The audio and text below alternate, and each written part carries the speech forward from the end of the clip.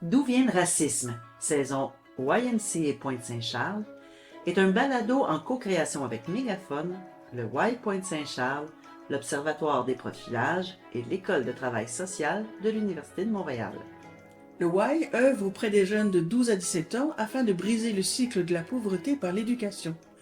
Il repose sur la conviction que chaque jeune et chaque communauté possède une force, une résilience et un potentiel extraordinaire. Ensemble, on réfléchit à la question scientifique, aux croyances, au savoir expérientiel. Bonjour, ici Sophie. Et Anne-Marie. Vous écoutez D'où vient le racisme, 4e épisode.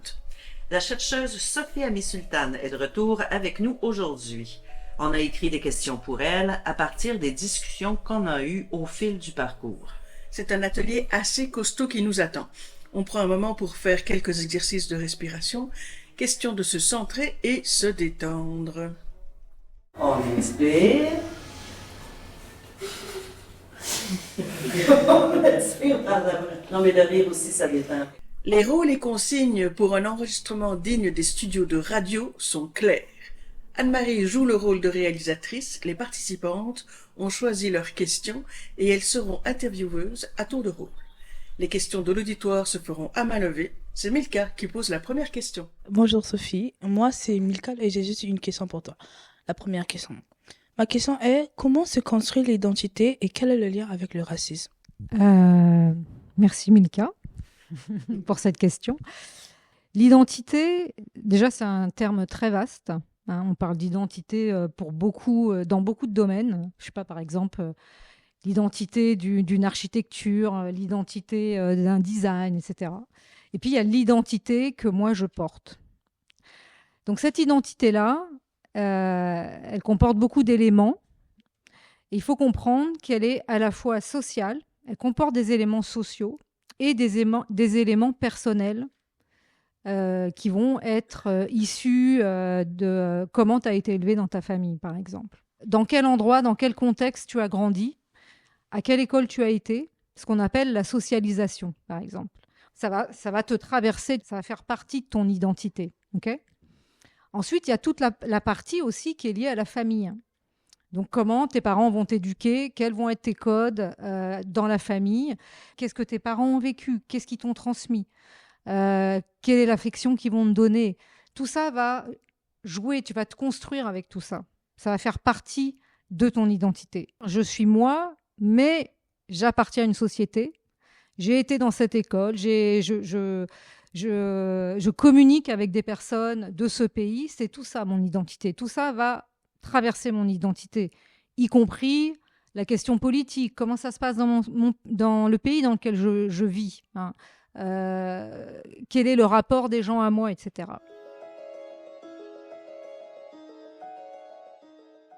La question du lien avec le racisme, c'est comment moi, à travers mon histoire, à travers le contexte dans lequel j'ai été élevée, à travers le contexte social, comment je vis cette question du racisme. On ne réagit pas toutes de la même manière par rapport au racisme. D'accord ?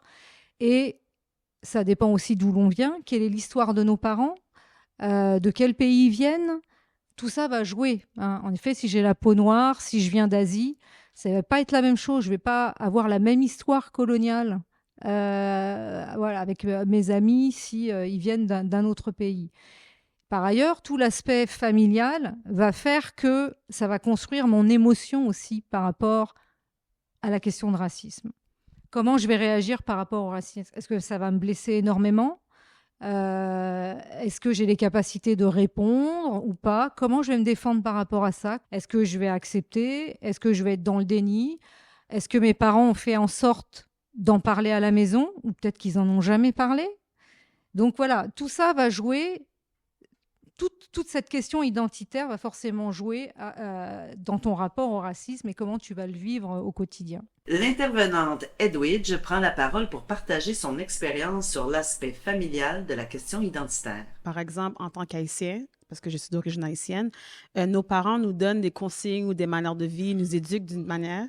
Alors, c'est comme si que inconsciemment, eux, ils ont des idées préconçues par rapport à différentes cultures. Et là, on va dans le monde et là, on réalise que, on m'a averti que j'invente une situation, on m'avertit qu'il faut faire attention à les personnes qui sont haïtiennes, mais du côté nord. Parce que eux sont des gens qui sont très, exemple, ils sont des voleurs, right? Et finalement, quand je réalise que je rencontre ces gens-là, sont aucunement qu'est-ce qu'on m'a indiqué.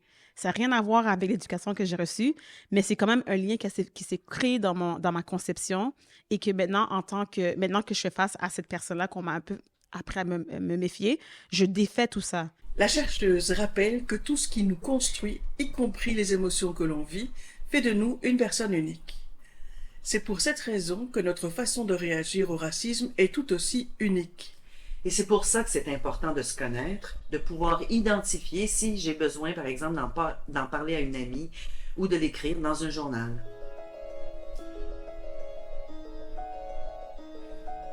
C'est ensuite Dabi qui a posé sa question. Bonjour, je m'appelle Dabi. Aujourd'hui, j'avais une question pour toi. Comment l'éducation influence mon rapport à l'autre? D'une part, quand tu es petit, quand tu es petite et que tes parents prennent soin de toi, ou pas d'ailleurs, au sein de la famille, ils vont te transmettre des choses, pas forcément en te les disant, mais à travers la manière dont ils se comportent à la maison, ce que tu entends toi quand tu es petit, quand ils parlent, ce qu'ils disent, qui ne s'adressent pas forcément à toi, mais que tu entends. Tout ça, ça va te construire aussi. Donc, ton milieu éducatif, les discours qui sont dits dans ton milieu, les sujets qui traversent ton milieu vont influencer ta manière de penser. Alors, vont l'influencer, ça ne veut pas dire que tu vas être d'accord avec ce que va dire ton milieu familial. Tu vas peut-être aussi être contre, te construire contre, mais ça va permettre de te construire en fonction de choix que toi, peut-être inconsciemment, tu vas faire et qui vont guider ton rapport à l'autre. Dans la question de racisme, forcément, ça va t'influencer dans la manière de vivre ce rapport-là. On en avait parlé la dernière fois. On en a parlé sur la question d'identité. Si ta famille te dit il faut se méfier de tel ou tel groupe, peut-être que toi, au contraire, tu vas avoir envie d'aller voir qui sont ces groupes et de faire ta propre idée.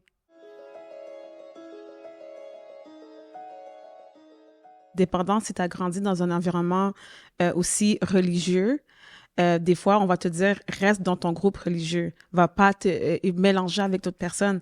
Et là, ils vont peut-être même te pousser à même que faire des amis ou que avoir des relations amicales et ainsi de suite avec ce type religieux-là. Si je peux partager un peu de tranche de vie, c'était un peu qu'est-ce que moi j'expérimentais en étant jeune. Comme non, moi j'ai envie d'explorer le monde pour moi-même, puis avoir mes propres idées, puis mes propres opinions. Et des fois, en ramenant à la maison, voilà qu'est-ce que j'ai expérimenté avec le groupe qu'on m'a peut-être suggéré de rester plus avec eux ou peut-être m'éloigner. Mais ça fait aussi des discussions dont tu es comme, OK, est-ce que finalement, je garde ça pour moi, je garde mon identité pour moi, de peur de faire des frictions à la maison. Moi, ça m'arrivait la même chose. C'est que ça, c'était pas seulement les parents, mais c'était comme des amis, des proches qui me disaient toujours reste avec tes amis chrétiens, tout ça, parce qu'il y a d'autres religions, ils sont pas bons et tout. Mais je dis que moi, je donnais pas tellement intérêt à ce qu'ils disaient, comme. Et après un moment donné, quand ils ont commencé à répéter ça, à chaque fois je me trouvais avec une personne d'une autre religion, genre soit même dans ma propre religion, genre qui n'est pas de mon même groupe, genre catholique et tout, j'ai comme peur de m'approcher vers lui parce que je me disais imagine c'est vrai, imagine c'est pas des choses spirituelles là et tout, et j'avais grave peur, mais au fil du temps j'ai compris que la religion c'est juste comme un masque. En étant quelqu'un de racisé, en étant quelqu'un de noir, oui, il y a cette conversation-là de quand tu es en société, voilà comment tu dois te comporter. Quand tu es dans l'autobus, quand que tu es en public, quand tu es au travail, il y a une manière de se comporter pour être accepté par la société, parce que à cause de l'historique et à cause de ce qui s'est passé en termes d'esclavage et en termes de ségrégation, c'est comme si qu'il y a une identité que les gens, une idée préconçue qu'on a eue par rapport aux Noirs, que c'est des gens sauvages, des gens qui sont sans éducation, des gens qui sont pas polis, peu importe. Et là maintenant, c'est comme si que nos parents maintenant essaient de nous protéger de cette de ces dits-là et nous enseignent de toujours avoir ce genre de cette parure de toujours être souriante parce que il y a beaucoup d'expressions qui vont dire angry black girl, right? Angry black woman. Donc, c'est comme si que c'est connu que la femme noire, elle est fâchée. C'est connu qu'elle est toujours fatiguée, mais c'est pas en tant que telle qui elle est. C'est possiblement, j'ai envie de dire ça en anglais, là, it's passed down trauma. C'est du trauma qui a été donné et transmis, merci. Et ça fait partie aussi d'une éducation non dite. Le trauma qu'on peut garder dans nos gènes. Donc, dépendant de quel type d'origine que tu es, on a tout de quoi qu'on a hérité, qu'on n'est pas nécessairement fier, mais ça fait partie de qui on est. Donc, effectivement, moi, j'ai dû apprendre de mes parents de faire attention à comment je me comporte, surtout à l'autobus, puis aussi pour les honorer aussi, pour pas apporter de la honte à eux. L'identité sociale et aussi, comme on le disait, hein, l'éducation, elle est aussi, le contexte familial, il est pris dans un processus socio-historique. Alors ça veut dire quoi le processus socio-historique? C'est une chaîne, en fait, de l'histoire des personnes, des humains, des familles qui se transmet en fait. Donc les parents, ils transmettent ce que eux, ils ont appris de leurs parents. Et les grands-parents, ils ont transmis ce que eux, ils ont appris de leurs propres grands-parents. C'est ça la chaîne en fait. Donc c'est pour ça que dans les familles, s'il y a eu des traumatismes avec les personnes blanches, forcément, c'est quelque chose qui va se transmettre aussi de manière non dite, mais pour protéger les siens, on va transmettre quelque chose. C'est aussi pareil dans les familles blanches. Hein. Il y a des travaux de recherche qui montrent que, et puis les films, on le voit aussi dans, par exemple, la culture, les films qui sont sortis dans les années 50, etc., qui sont construits sur le fait que, par exemple, aux États-Unis, c'est dangereux pour un blanc, pour une blanche, de traverser une ville où il n'y a que des noirs. De chaque côté, chacun a ses stéréotypes et chacun s'est construit comme ça à travers l'histoire avec des représentations, des stéréotypes, mais il y a aussi quelque part derrière ça une manière aussi pour les sociétés colonisatrices de l'époque de garder le pouvoir, hein, et qu'il n'y ait pas aussi de mélange entre les sociétés parce que dans les colonies, ils ne voulaient pas que les Noirs, les Asiatiques se mélangent avec les Blancs parce qu'ils voulaient garder une certaine pureté du sang. Donc il y a tout ça qui est très compliqué aussi, qui a créé des représentations à chaque fois de part et d'autre. On ne pense plus à ça, mais c'est resté dans les familles. Mais ça date il y a plusieurs siècles. L'histoire avec un grand H, l'éducation, l'identité sont des sphères imbriquées les unes aux autres, indissociables du processus de racisme. C'est Hidayet qui prend maintenant place dans la chaise de l'intervieweuse.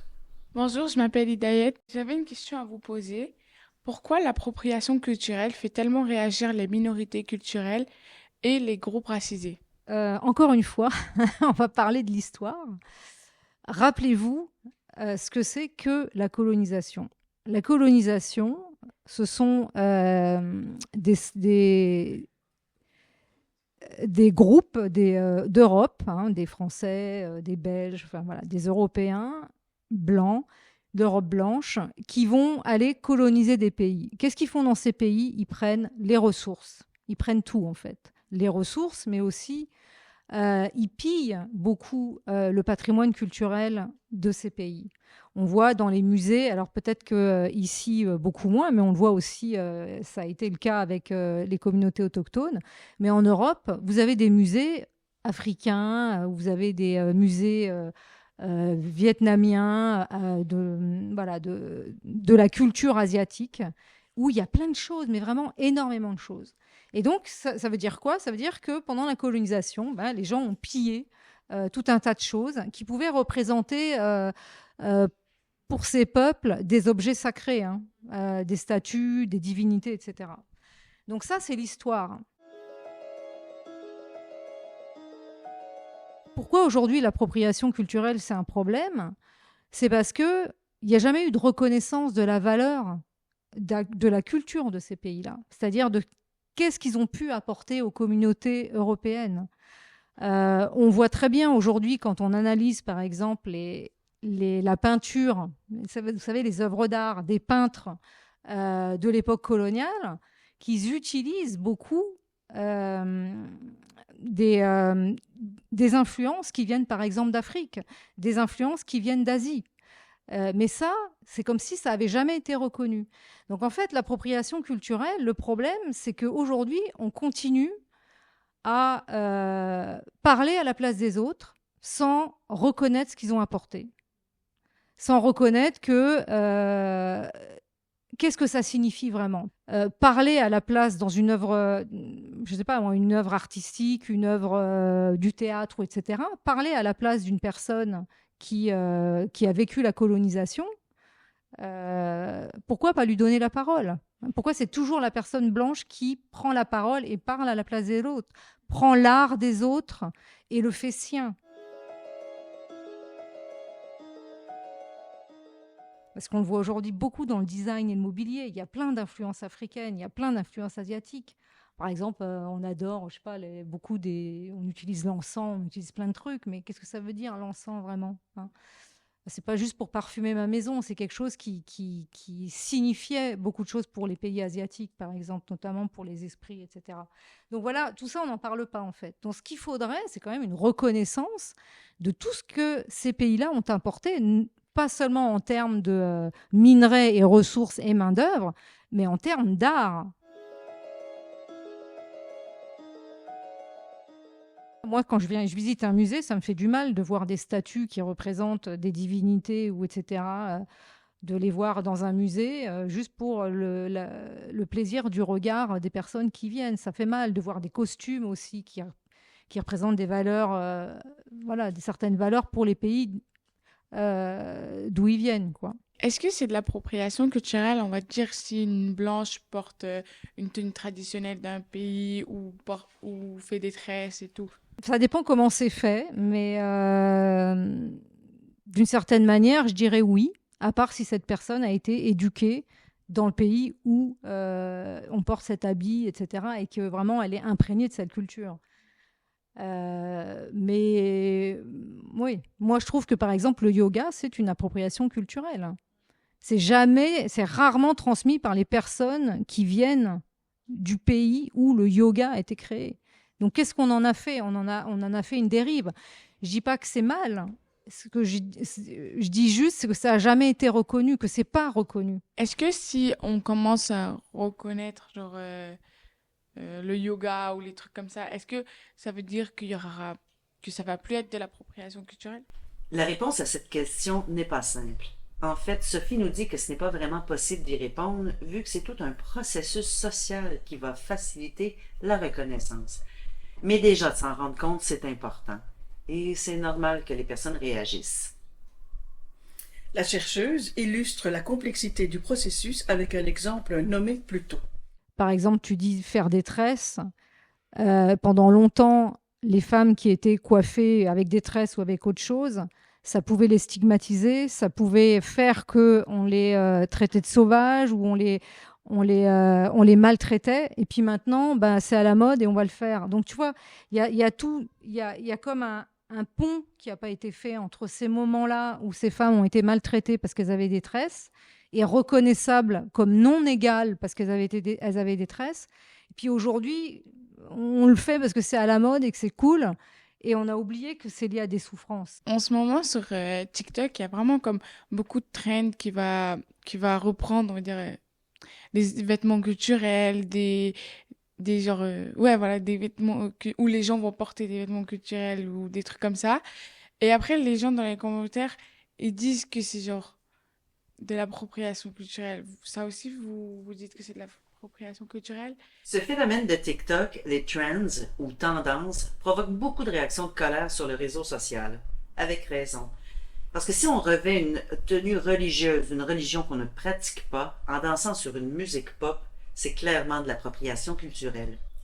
Sophie nous rappelle toutefois que l'appropriation culturelle, c'est une appropriation faite par les Blancs, parce que la douleur ou la frustration qui y est associée, c'est lié au colonialisme, au pillage des ressources, tant matérielles que culturelles. Il ne faut pas oublier que c'est 70% des peuples qui ont été colonisés par les Blancs d'Europe, C'est énorme. Oui, tout à fait. Edwidge partage son expérience maintenant en lien avec l'appropriation du hip-hop. Un autre aspect de l'appropriation culturelle, c'est le hip-hop. Présentement, en France, ils sont en train de vouloir enseigner le hip-hop. Tu dois aller à l'école pour le faire. Et ouais, enseigner le hip-hop. Tandis que le hip-hop a commencé à New York, dans le Bronx, par la communauté minorité visible. Donc, je parle de Black African et le Latino. Donc, là, maintenant, c'est toute une controverse parce que c'est pas que le hip-hop appartient pas à l'école, mais ça appartient à un groupe qui voulait vraiment exprimer leur ressentiment, exprimer les difficultés qu'ils vivaient dans ce temps-là. À ce moment-ci de l'atelier, on a pris une pause bien méritée. Avoir ces discussions en fin de journée et de surcroît en fin d'année scolaire, il y a de quoi avoir le cerveau qui surchauffe. Au retour de la pause, c'est la chercheuse qui avait des questions pour les jeunes filles. Elena, Hidayet, Amalia, Dabi et Sophie se sont donc regroupées autour de la table, l'enregistreuse au centre de leur conversation. Alors, c'est à mon tour. Alors, moi, j'ai 3 questions, mais qui sont un peu similaires. J'aimerais savoir, après tout ce qu'on a dit sur le racisme, essayer d'avoir tout en mémoire, je voudrais savoir, pour vous, ce serait quoi l'ami idéal, c'est-à-dire l'ami que j'aimerais avoir, à qui je pourrais dire des choses, etc.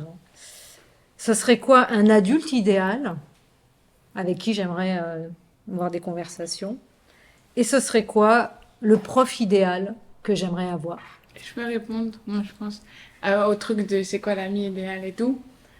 Moi je pense que l'ami idéal, c'est quelqu'un qui partage presque les mêmes pensées que toi, qui, vous avez les mêmes valeurs et tout, et qui va pas te traiter différemment que les autres, et qui te respecte et tout. Et pour un adulte, c'est un surveillant ou quelque chose comme ça, c'est genre n'importe qui.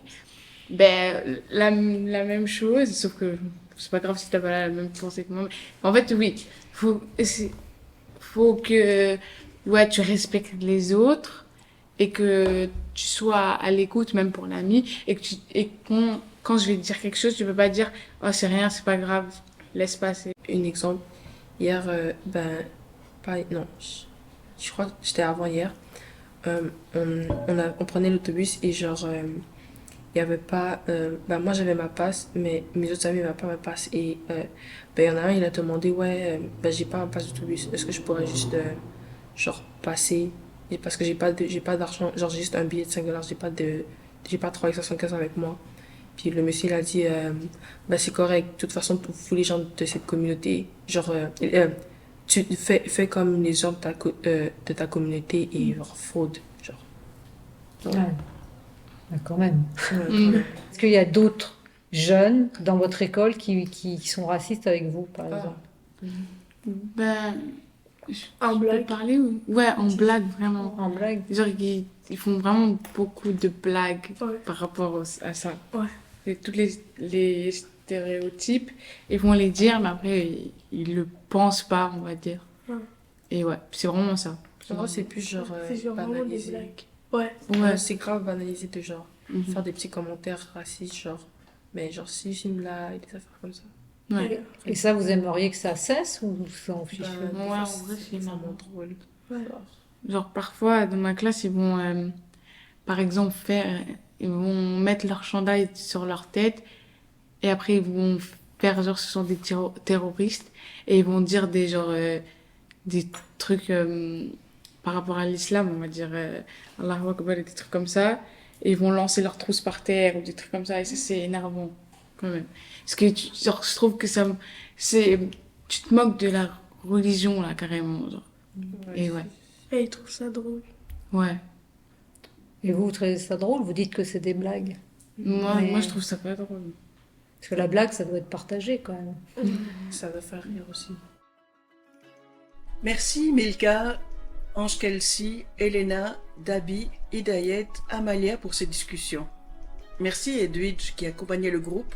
Vous avez partagé votre savoir expérientiel qui, je l'espère, saura éclairer d'autres discussions.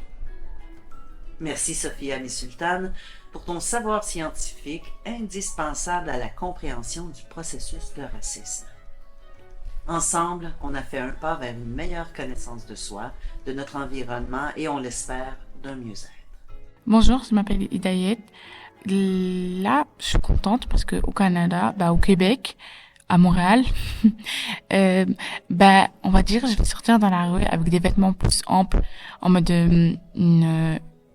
je sais pas comment on dit ça, mais c'est une genre c'est des vêtements comme amples et on va dire en France, ça va être comme les gens ils vont mal te regarder, etc. Alors que là, si je sors dehors avec mon voile, avec ces vêtements amples et tout, les gens ils s'en foutent de moi alors.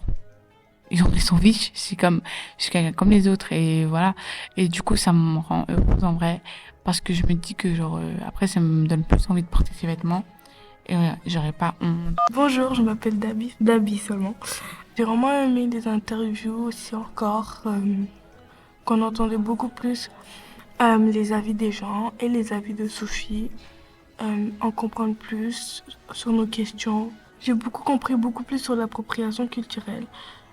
Puisque je savais pas vraiment, je savais ce que ça signifiait, mais j'en étais pas complètement sûre à 100%. Fait que là, je connais beaucoup mieux et à poser des questions et je pourrais en partager avec mon entourage et les gens de mon école. Moi, je m'appelle Elena. Je suis arrivée en retard un peu. Et dès que je suis arrivée, on dirait que Sophie, on dirait que elle comprenait et elle prenait en considération et elle nous comprenait en fait. J'ai choisi 2 mots, support et harmonie. J'ai choisi support parce que pendant que les gens étaient en train de parler de leurs expériences, tout le monde était en train de comprendre. Personne n'était fâché, personne n'était contre. C'était un environnement c'était un environnement très calme et tout le monde se comprenait bien. Et ça m'emmène à mon prochain mot, harmonie. C'était très harmonisé. Il y avait beaucoup de gens qui parlaient de leurs expériences. Les gens, they could relate. Et ils se comprenaient. Et c'était très intéressant, c'était bien. Coucou, moi c'est Edwidge, intervenante. Et le mot que je retiens, c'est le mot communauté. Je pense que dans le temps qu'on vit, c'est important de renforcer le fait que c'est beau d'avoir des communautés, c'est beau d'avoir des différences, c'est beau d'être en mesure de célébrer que dans notre culture, c'est comme ça, dans notre communauté, c'est comme ça. Mais qu'est-ce qui est encore plus exceptionnel, c'est dans la mesure de la beauté d'intercroiser les communautés, d'échanger, d'apprendre, d'être curieux sur d'autres personnes, sur d'autres communautés qui vivent des choses différentes que nous et d'avoir cette ouverture de vouloir apprendre, d'apprendre à se connaître sans barrière.